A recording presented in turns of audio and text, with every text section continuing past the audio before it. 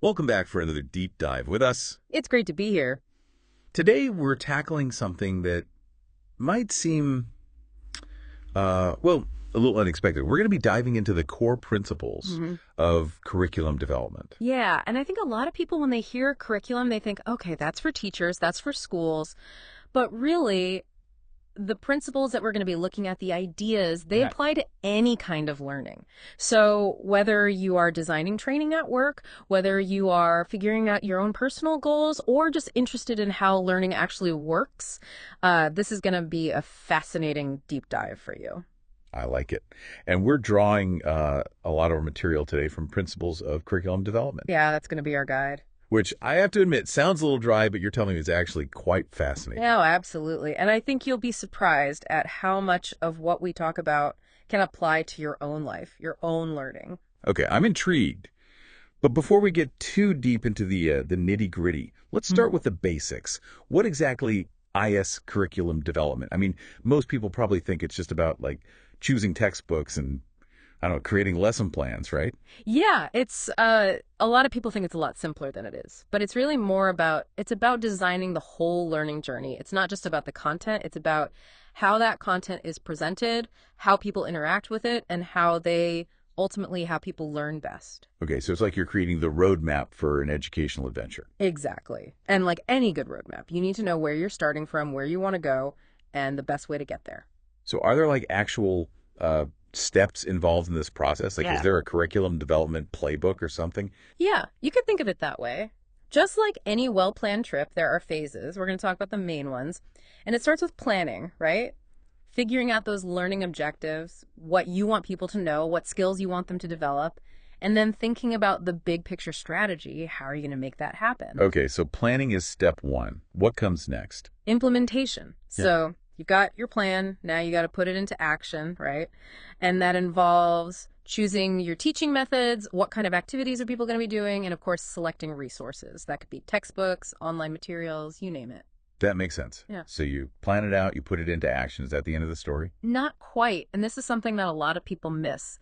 Evaluation is key. You got to see what's working, what's not, and be ready to make adjustments. Oh, right. So it's not just a one and done thing. You got to be flexible and adapt as you go. Exactly. Just like you might adjust your route on a road trip if you hit traffic or find a cool detour, you might need to tweak your approach based on how people are learning. And then that leads to the final phase, revision. Take those insights from your evaluation, make those changes, make it even better. So it's a constant cycle of improvement, kind of like, I don't know, a software update. Yeah, exactly. Always striving to make it better, more effective. I like that.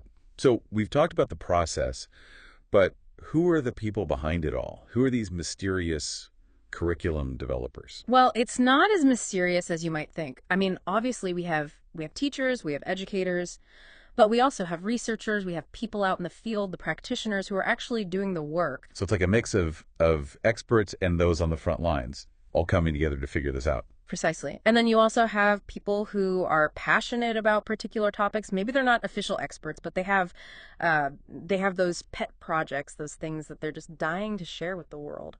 Right. So it's really a collaborative effort, a lot of different perspectives coming together. Yeah. And that's what makes it so interesting because you get all those different viewpoints and it helps create a richer, more well-rounded learning experience. That makes sense. But, I'm still wondering, why do we even need principles for this? Why can't we just, I don't know, throw some information at people and hope for the best? Have you ever, I mean, think about a time when you took a course or a training that just felt like a jumbled mess. Like Yeah. you were just memorizing facts, but you weren't really understanding the bigger picture. Oh, yeah, totally. Like trying to assemble furniture without the instructions. Yeah, exactly. So that's where these principles come in. They provide the structure, the framework, the instructions, if you will, to make sure that learning is actually happening, that it's meaningful, and that it sticks. So these principles are like the secret sauce that transforms random information into something cohesive and engaging. Exactly. In our source, they talk about three main types of principles, what they call whole truths, partial truths, and hypotheses. Okay, those sound intriguing. Break those down for me. So whole truths are those things that pretty much everyone agrees on. Like, for example, the idea that learners are all different and they have unique needs. Okay, that makes sense. We all learn in different ways. Exactly. Partial truths are those ideas that are generally accepted but might have some wiggle room, some room for debate or interpretation. So they're like guidelines, not hard and fast rules. Exactly. Then you have hypotheses, which are those untested ideas, the frontiers of learning and teaching. Okay, so these hypotheses are like the Wild West of curriculum development. Lots to explore and discover. Exactly. And it's always evolving, which makes it so exciting. I love that. Yeah. And speaking of exciting, you mentioned something earlier about 10 axioms of curriculum development. What are those all about? Those are like, you could think of them as the golden rules. They're the foundational principles that guide the creation of really effective learning experiences. All right, I'm ready. Hit me with axiom number 1. Okay, axiom 1, and this is a big one, it states that change is both inevitable and necessary. Basically, it acknowledges that the world is always changing, right? What we know today, it might be outdated tomorrow. So any good curriculum needs to be adaptable, able to keep up with the time. Exactly. If a curriculum is stuck in the past, it's not going to be very useful. That makes total sense. Or, What about axiom number 2? all right, axiom 2 takes that idea a step further. It says that a school curriculum not only reflects, but is a product of its time. So what we teach and how we teach it, it's heavily influenced by what's happening in the world around us. Oh, wow. Like historical events, social movements, technological advancements, all of that shapes what we learn. Absolutely. I mean, think about how much things have changed just in the last few decades. Yeah, I mean, the internet alone has completely revolutionized education. Exactly. And the curriculum has had to keep pace, incorporating online learning, virtual reality, all sorts of new tools and approaches. That's fascinating. So curriculum is kind of like a living organism, constantly evolving and adapting to its environment. Exactly, which is why it's so important to have these guiding principles to help us navigate those changes. Okay, I'm really starting to see the bigger picture here. All right, what's axiom number 3? So axiom 3 is all about progress, but not necessarily in a straight line. It says that curriculum changes made at an earlier period of time can exist concurrently with newer curriculum changes at a later period of time. So you're saying that old ideas and new ideas, that they can coexist? They don't always have to cancel each other out. Exactly. Think about it like building a house. You might have a classic design, but you can still incorporate modern features and technologies. Oh, I like that. So it's not always about throwing out the old to make way for the new, but finding ways to integrate them, to create something even better. Exactly. And that's where the art of curriculum development comes in. Okay, this is really making me think. What about axiom number 4? All right, axiom 4 reminds us that behind all these principles, behind all these changes, there are people. It states that curriculum change results from changes in people. So it's acknowledging the human element, the fact that passionate individuals are the driving force behind these advancements. Exactly. I mean, think about a teacher who's truly passionate about their subject. Their enthusiasm is contagious, and it inspires students to learn. Absolutely. All right, what's next on our list of axioms? Axiom 5 highlights the importance of collaboration. It states that curriculum change is effected as a result of cooperative endeavor on the part of groups. So it's not just about one person having a brilliant idea, it's about working together, sharing ideas, and building upon each other's knowledge. It's like a team of explorers mapping out a new territory, everyone bringing their unique skills and perspectives to the table. I love that analogy, and it's so true. When you have educators, researchers, community members all working together, you get a much richer and more relevant curriculum. So teamwork really does make the dream work, even when it comes to designing learning experiences. All right, what's axiom number 6? Okay, axiom 6 reminds us that curriculum development is basically a decision-making process. So it's not just about blindly following a formula, but about making thoughtful choices at every step. Precisely. And those choices, they're influenced by all sorts of factors. The needs of the learners, the available resources, the overall goals of the curriculum. It's a constant balancing act. So it's both an art and a science. Absolutely. You need both the knowledge and the intuition to create something truly effective. Okay, I'm officially hooked. What's axiom number 7? Axiom 7 states that curriculum development is a never-ending process. Ah, so it's not like you create a curriculum, put it on a shelf, and call it a day. Not at all. It's about continuous improvement, always looking for ways to make it better, more engaging, more relevant. I'm sensing a theme here. Constant evolution, adaptation, always striving to be better. What about axiom number 8? Axiom 8 emphasizes the importance of seeing the big picture. It says that curriculum development is a comprehensive process. So it's about considering all the different pieces of the puzzle, not just the content itself, but how it's delivered, how it's assessed, how it connects to the learner's life. You got it. A truly comprehensive curriculum takes all of that into account, creating a holistic learning experience. All right, I like it. What about axiom number 9? Axiom 9 encourages us to be intentional. It says that systematic curriculum development is more effective than trial and error. So it's about having a plan, a structured approach, rather than just winging it. Exactly.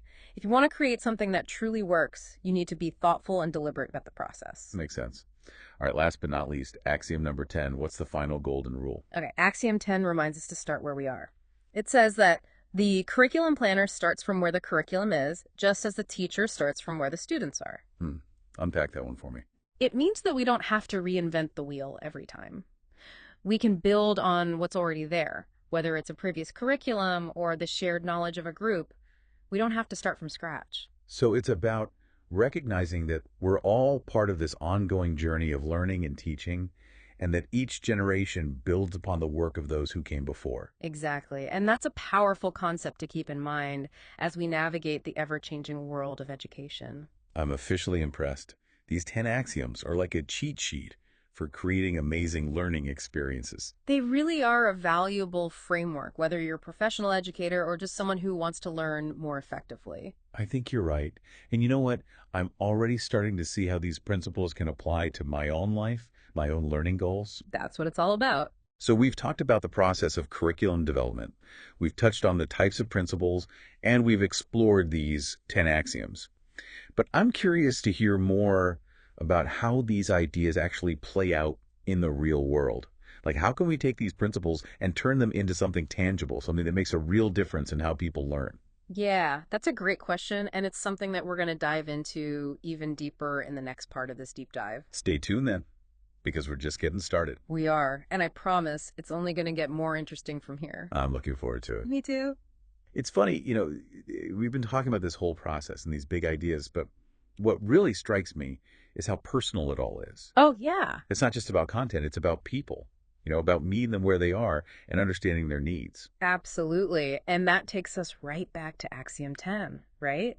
That idea of starting from where the curriculum is, but also from where the learners are. And that's where things get really interesting. So it's like a tailor making a custom suit.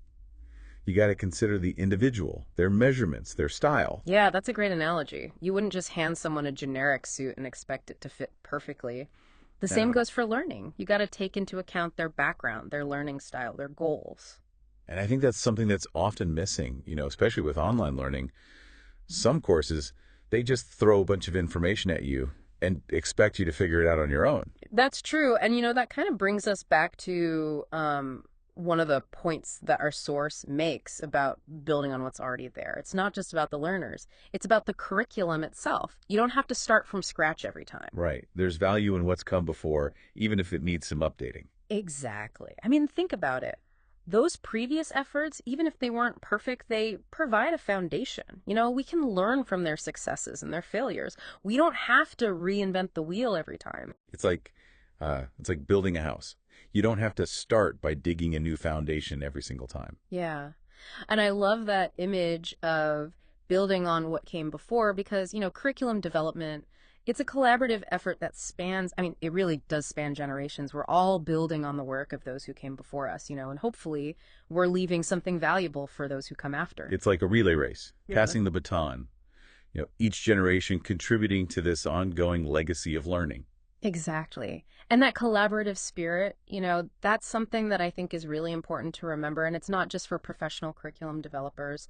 I think it's something that we can all embrace in our own learning journeys. Yeah, even just finding a mentor or joining a study group, that's collaboration, right? Absolutely. And even just sharing what you've learned with others, that's contributing to that collective knowledge. We're all part of this interconnected web of learning and growth.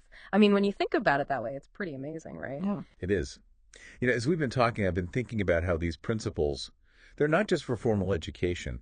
They really apply to any area of life where we're trying to learn and grow. Oh, yeah. Like picking up a new hobby learning a new skill, you know, even just trying to understand the world around us better. I think you're right. I mean, these principles, they're really about intentionality, about understanding how learning happens and recognizing that it's a lifelong process. It never really ends. Right. It's not just something you do in school, it's a mindset. Exactly. It's about approaching the world with curiosity and a desire to grow. And that's a powerful thing. It is. This deep dive, it's really got me thinking about how I can apply these principles to my own life. That's great. Like, I've been meaning to learn how to code. Maybe I could use these axioms to create my own little curriculum, make it more fun and effective. I love that. And remember, you don't have to be an expert in curriculum development to do this. It's really about just incorporating those principles, those questions. What are your goals? What resources are available to you? How can you make the learning experience more engaging? Those are good questions. So, to kind of recap where we're at, we've talked about what curriculum development is, those 3 types of principles, and of course, those 10 axioms. Right. And we've talked about how these principles, they apply to everyone, not just teachers and educators. They're for anyone who wants to learn more effectively and intentionally. Right. And we've talked about how important it is to work together, to collaborate, to build on the work of others. Right. And how learning is a lifelong journey, always evolving, always adapting. It's a pretty amazing process when you think about it. It is.